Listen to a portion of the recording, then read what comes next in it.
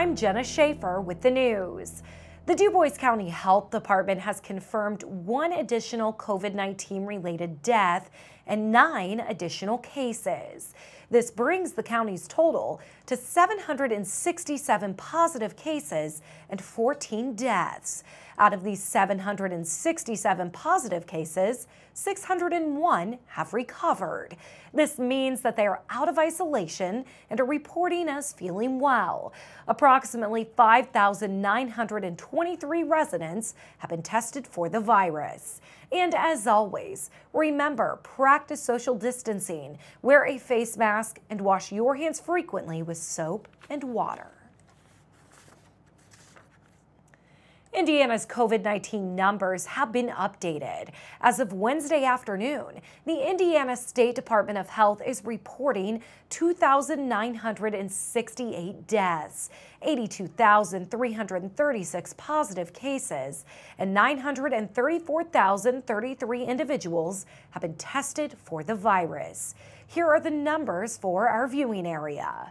Starting off with DuBois County, 767 cases, 14 deaths.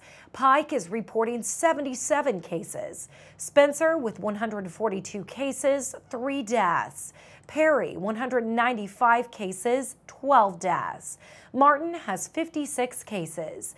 Davies has 346 cases, 22 deaths. Orange, 196 cases, 24 deaths.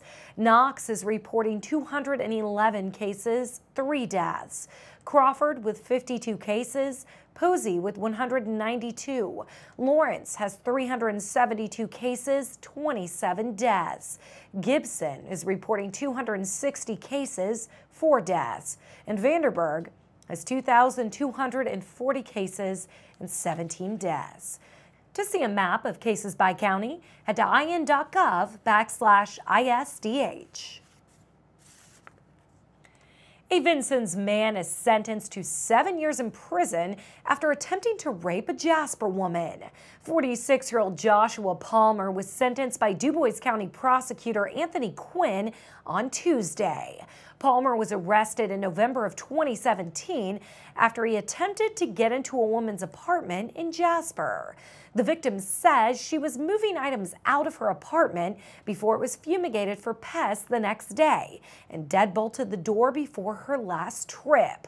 Before taking out the last few items, she saw the doorknob turn and the door slightly open. After hearing Palmer's voice outside the door, she called 911. Palmer was found outside the apartment with his pants unzipped and wearing a black glove. Police also discovered a knife in Palmer's pocket, along with condoms, a bondage device, and sex toys. A handgun, gorilla mask, binoculars, tape, baby oil, black gloves, 2 cameras, and a tool bag were also found in his vehicle nearby. Prosecutor Quinn released a statement about the sentencing, acknowledging the victim's bravery and following her instincts to call 911. Quinn says although nobody was injured in the incident, the outcome could have been different if the victim did not lock the deadbolt. To read Quinn's full statement, visit our website, WJTS.tv. State police are asking for information regarding a bulldozer theft. The 1999 Caterpillar D5H bulldozer was last seen on Saturday, August 15th at County Road 650 North and County Road 800 West in DuBois County in Boone Township. Witnesses say the bulldozer was loaded onto a low flatbed trailer being hauled by a gray or silver semi-tractor with white lettering on the truck. The 2 occupants are believed to be a male and a female. If you have any information about this case, call the Indiana State Police Jasper Post at 812-482-1441 and leave a message for Trooper Adam McBeth. Troopers from the Indiana State Police Jasper Post will be participating in the National Drive Sober or Get Pulled Over campaign. Now through Labor Day, troopers will be working overtime patrols, seeking out drunk drivers and showing zero tolerance for anyone driving impaired. These patrols are supported with funds from the National Highway Traffic Safety Administration, distributed by the Indiana Criminal Justice Institute. In 2018, there were just under 4,000 alcohol-impaired collisions in Indiana, resulting in 83 fatalities. Of those, 48 collisions and 1 fatality occurred during the Labor Day holiday weekend. In Indiana, it is illegal to drive with a blood alcohol concentration of 0.08 or higher. Additionally, drivers under the age of 21 with a BAC of 0.02 or higher are subject to fines and having their license suspended for up to 1 year. To avoid getting arrested, the Indiana State Police recommends planning a safe and sober ride home before consuming alcohol. Even if only 1 drink is consumed, designate a sober driver or plan to use a rideshare service, public transportation, or a taxi to get home safely. Remember, buzz driving is drunk driving. Additionally, don't let someone get behind the wheel if that person has been drinking. Take their keys and help make arrangements to get them home safely. Motorists that encounter a drunk driver on the road are encouraged to call 911. For more information about the campaign and additional safety tips, visit nhtsa.gov/drivesober. The Northeast DuBois School Corporation held their monthly school board meeting on Tuesday night. The board gave an update on how the COVID-19 pandemic is affecting the school corporation. Teachers and principals praised students for embracing mask use. Students who are getting quarantined are getting work done, according to intermediate school principal Ryan Case. School Superintendent Bill Hoaxang says he's very proud of the students this year in regards to dealing with the pandemic. We're having no issues with them wearing masks. They've really, they're glad to be back like we all are. And it's been good to be back for everyone. So it's going well. I think everyone's heard we've had a positive case or two, but we are isolating those, doing the contact tracing, doing whatever we have to do to keep kids safe. And we're doing the best we can under this crazy situation. George Link with VPS and Clerk of Works Gary Bayer gave their monthly construction update on the junior-senior high school. Hoaxang says that there are some things that need to be finished, but the construction is near completion. Construction is basically complete except for a few things on the punch list that need to get done yet. So for the most part, we're in school, everything's working.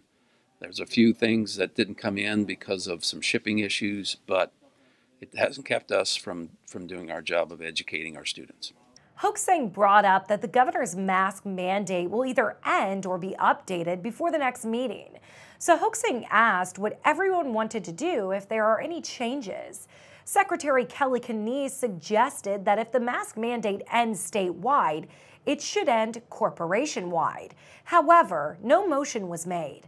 To learn more about the August 2020 board meeting, head to our website, WJTS.tv.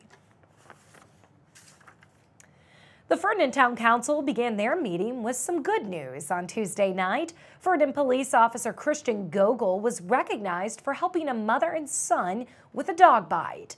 The family was staying in a Ferdinand hotel when a random dog bit the boy in the parking lot. The family thanked Gogol for his kindness and compassion during the incident by writing to the town council. Next up to the podium was Ferdinand Fire Department Chief John Hopinjans. The fire chief says this year's Fireman's Ball was a huge success. Thanks to the community, they were able to sell out of the dinners. Town council members then began talking about a special ribbon cutting. The new DuBois County Chamber of Commerce is hosting their first ribbon cutting by opening Wellness Matters Chiropractic. The ceremony takes place at 301 East 1st Street in Ferdinand at 4 p.m. on Thursday, August 20th. After this, Town Manager Chris James took over the mic. James says installation for Patoka Lake's new water pit is complete. This will help the recent water problems at Scenic Hills at the monastery. And speaking of Scenic Hills, the street department fixed the stop sign at the intersection at 5th Street and 285 East. When passing through the intersection, drivers will notice the stop sign is further south and the word stop is painted on the roadway. DuBois Strong President Ed Cole stood up to speak towards the middle of the meeting.